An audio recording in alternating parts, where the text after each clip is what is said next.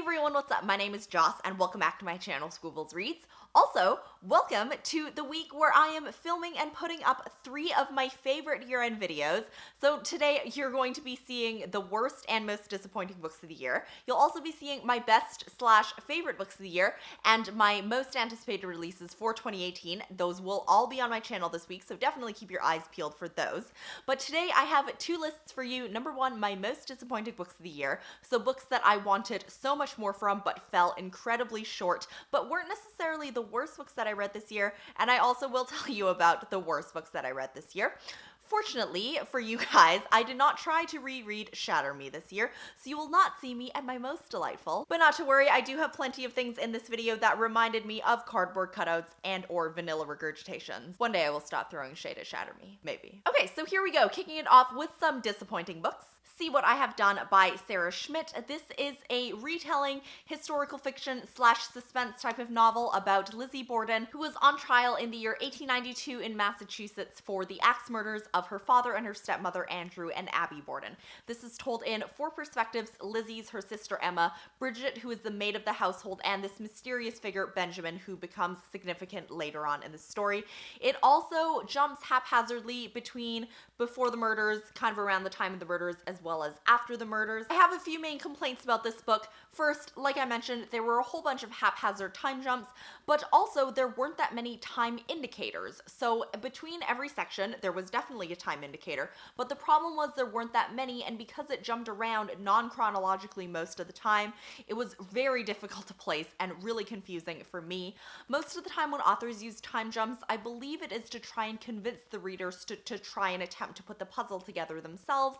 This didn't make me want to do that, it just left me very confused. Secondly, the balance of prose and dialogue and people's inner thoughts was really ineffective. I thought that things that required a lot of emotion would have been most effective spoken directly by the character, but instead we got dry and flat exposition, did not help the suspense, did not help the atmosphere. Finally, if you have emetophobia or if you do not like vomit, then good God, please stay away from this one. So I listened to this one half on audiobook and half I read on a physical copy that I borrowed from the library. I have a long commute, and I would listen to minutes and minutes of this narrator describing the color and the consistency in vivid detail about these people's vomit because there is a pot of rotting mutton stew on the stove, and for some godforsaken reason, the characters in this book attempt again and again to eat the stew even though they frickin' know that it is rotting away on the stove, and they get food poisoning and they just puke everywhere. So if you don't like vomit, then stay far, far away. Speaking of axes, please lower yours as I talk about my next book, Warcross by Marie Lu. This is set in a world where Warcross, a video game, is extremely popular, kind of like WoW or League of Legends in our world now, where there are sometimes games that are broadcast on TV and people bet on whether they believe certain teams will win or not. Our protagonist, Mika Chen, she is a bounty hunter. She tries to catch people who are doing shady bets and dealings in the underbelly of the society, but lately she is down on her luck, not catching as many criminals, but she somehow glitches and ends up in the Warcross championships as a player. And the creator of Warcross, Hideo Tanaka, hires her to try and unearth some secrets or something that he believes is going on in the championships that he thinks is really shady. Like I said in my review, this book was not harmful or offensive, it was just real predictable. So if I gave you the story prompt, rookie girl accidentally glitches herself into large video game tournament and has a secret undercover mission, and I asked you to give me 5 major plot points as well as bonus points for the romantic interest, the character who's built up to be a villain, as well as the actual villain, you would probably get a passing grade on that assignment, if not close to 100%. After reading about 15 to 20% of the book, I will say that I predicted absolutely everything and everyone that would unfold in the end. On top of that, even though the writing was very cinematic, everything was taken at face value. There was not a lot of nuance. For example, Emika is a hacker and she's able to hack into a whole bunch of computer systems, but that's about all the description that we get about her skill. It's either she hacked or she typed a few lines of code, which is totally unhelpful, and I think it does not do justice to her actual skill. Also, Marie Lu decides to tell us that Mika Chen has rainbow hair about 10,000 times ad nauseum. So yeah, Warcross, not offensive, just painfully predictable. So now let us roll up our sleeves and get into the worst books that I read this year. I would apologize for my critiques, but it is 2018 and I mean what I said. Starting off with Caravelle by Stephanie Garber. Oh my god, this book was so popular at BEA 2016. Everyone and their mom and their dog and their mom's dog got an arc of this book. So this book is about sisters Scarlett and Tella, who every year they dream about escaping the island that they live on with their awful abusive father. So they write to the Grand Master of Caravelle, whose name is Legend, begging him every year to go to Caravelle, which is this faraway, mysterious performance that happens yearly in which audience members are invited to participate. One year, Legend writes back inviting them to go. Of course they go, but when they get there, Legend kidnaps Tella and Scarlett attempts to get her back. Sounds pretty promising, right? Wrong. The first issue that I had is that the entire mystery of the book surrounds these two dudes that we meet and how hot and sexy and mysterious they are. Let me give you an example that I have on my phone. Dripping wet and shirtless, Julian looked more dangerous than usual as he glared at Scarlett. And so as I was reading that line, it didn't actually make sense because dripping wet and shirtless doesn't mean danger at all. I have another one here.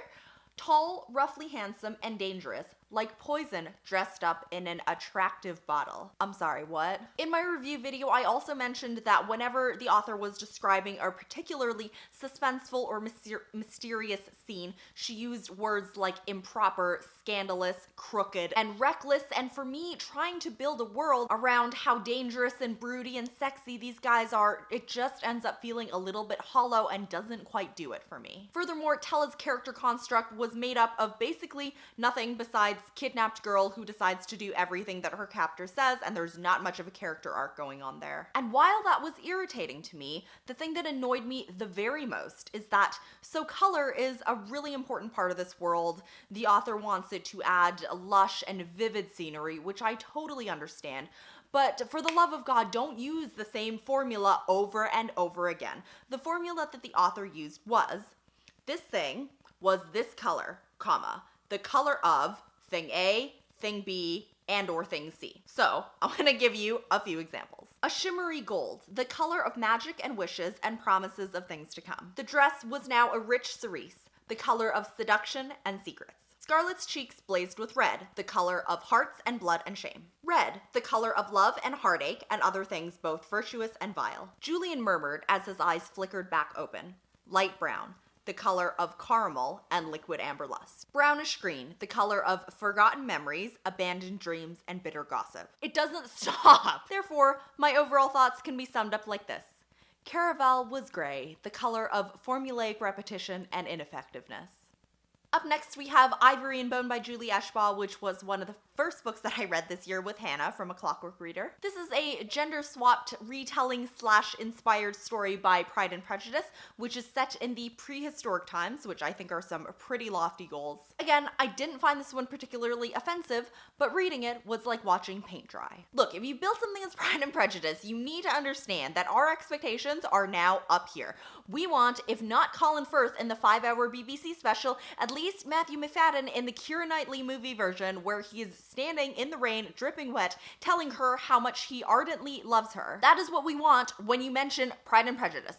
But no, we got a bunch of oddly placed second-person narration, a lot of mention of feet and hands, and multiple explanations of migration and mammoths. I'm sure that the author did ample amounts of research. I don't doubt that she did. I don't doubt the research's validity. You gotta understand that I want passion. I want some fierce hate-to-love trope if you're gonna give me Pride and Prejudice. And the pages and pages of migration and mammoths and plants, they're just not getting the job done. On top of that, the strong hate-to-love trope was turned into some odd second-person obsession with a girl who was extremely monotonous. Also, all the characters spoke like they are in high school, like now in 2017 or 2018, and I understand that the book totally could not be entirely realistic in that way, but it just made it feel a little less genuine. On that topic, I feel like if you stripped away all of the descriptions of the mammoths and the plants, spears and second-person narration and all the bells and whistles, we're left with something that feels inauthentically placed in that time period. Throwing in some words and descriptions and again a few other bells and whistles don't necessarily make things click, and here they definitely did not click. What I equate this to is if you are expecting Mr. Darcy to show up at your doorstep, but instead you open it up and there's Mr. Collins. Thumbs down. Next, we have a romance book that I originally DNF'd, but I knew that when I made this video, people would be like, you didn't read it, so you can't critique it. I read it, so don't at me. The Fox and the Hound by R.S. Gray. We have our female protagonist, Madeline. She's just gotten a new dog who is pretty unruly, so one day she is on her way to the vet where she runs into this dude on the street. He is smoking hot, and the dog, being an unruly new dog, pounces on him and gets his suit extremely dirty. He is pretty mad. When she shows up at the vet, lo and behold, there is the hot guy from the street. I know it sounds hella cute, but the relationship was very superficial. I thought it was a lot based on looks and lust. And we have some odd quotes, like this one on my phone. His skin has a healthy glow from being outdoors.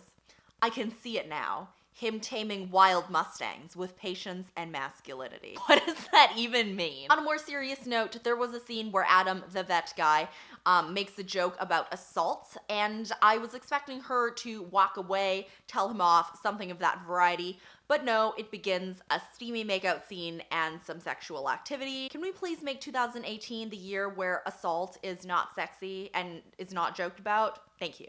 Apart from that, the writing is very inconsequential, very matter of fact, nothing to write home about it, so all in all, not worth it. Finally, the book that let me down the most this year is A Line in the Dark by Melinda Lo. This is billed as all the things that I love. So we have a Chinese-American protagonist, queer female representation. It's billed as a psychological thriller. It has a school setting, friendship issues, all things that I love, nothing that it actually delivered on. So some things that I actually enjoyed about this book are, again, the discussion about her being Chinese American. There were some really great descriptions of food, her parents' beliefs, differences between public and private schools, and thus as a result, social class. That being said, great characteristics of a book don't make the book great as a whole. So the plot of this is basically, in the first part of the book, we have our narrator, Jess Wong. She is madly in love with her best friend, Angie. Angie starts to fall in love with another girl, Margot, who attends a boarding school nearby. This is told in first person by Jess, and then some secrets start to get unraveled by Margot and Angie's friend group, and then it starts the second half of the book, which is told kind of alternating between a third person and also from transcripts from interviews, text messages, and in the second half, the mystery element really comes into play. But this transition didn't work for me whatsoever. Some things that I read in other reviews that people didn't like about it, our protagonist is not necessarily like redeemable, likable, sympathetic, etc., etc. That doesn't bother me at all. I think we are all going through things that we're insecure about some of the time. We have our own challenges and our struggles, and to have a protagonist that is not entirely redeemable, I mean, I don't think I'm entirely redeemable in all situations either, so it just makes a person human. That's not something that bothered me at all. Some people also didn't like the slow pacing of the book. I love slow-paced books, so that doesn't bother me whatsoever either. But the thing that did bother me was the writing. There was a lot of bulk and excess words. A lot of explanations were done twice, and one of them could be just completely removed. There were also some words that were used that were vague. So let me give you an example. She has a weird expression on her face, like she's trying to hide her excitement. The whole phrase, she has a weird expression on her face, is excess. The word weird expression, that doesn't help me picture anything in my head as a reader. Another example is when the author says, Margot's eyes are unusual, and then goes on to describe her eyes. Margot's eyes are unusual. Like, that's another word that it's very nebulous. It doesn't have anything to ground itself in. For me as a reader, it again doesn't help me to put the picture together and could be done without. There's also repetition of modifiers on adjectives like really and super. So let me give you some examples that I put in my phone too. There are really nice mechanical pencils. I give her really great hair. Her parents' house is really nice. It was gold, really shiny, really drunk, really mad, really upset. So now on to super. She acts super excited to meet us. Angie looks super nervous now. The cranberry juice is super tart. Look, a few times for emphasis is fine, but when you use it over and over again, I personally, as a reader, would like to see the modifier removed and replace it with an adjective that's just more effective and can do the job of two things with one word. The difference between drunk and really drunk, there's nothing to place that really or to compare it to, so it's excess. I don't need it. It's not tangible. It's not something that I use when I'm putting the story together. And look, like, I'm not the writing police, I'm not the grammar police, but when there is so much excess, it impedes me from getting into the story because I'm trying to place her face looked weird. Like, I don't know what that means. I personally love writing that's clear, crisp, concise, but also layered, and this was none of that. So I'm gonna give you a couple more examples that are not those. She called me last night, but I didn't pick up. I stared at her name on my phone until the alert disappeared. Missed call. Angie. You can say all those things with one sentence. Painfully familiar, as if she'd made that declaration before. That is literally what familiar means. You don't need to define familiar for me. I understand. Apart from all of that excess, the character development of every character besides Jess was extremely one-dimensional and revolved all around one characteristic of that character. I can't tell you more than one thing about like Margot, Angie, Ryan, all the other side characters. They all had very little character arc, and again, it kind of acted as props to the plot. Jess also draws comics, and she loves it, or so the book says, but I personally couldn't really tell because the descriptions of when she was doing something that she was apparently so passionate about were so flat. So, an example, Kestrel has wavy hair in a ponytail that bounces as she moves. I draw the curves of her body. I put her in jeans and a t-shirt with a bird on it. Lainey is shorter, with buzzed hair that sticks up at the crown of her head. She wears baggy shorts, a striped t-shirt, and high-top sneakers. Where's the emotion there? There is none. Nothing for me came together in this book. The two halves of the story, one in first person, one in third, plus some transcripts, plus some texts.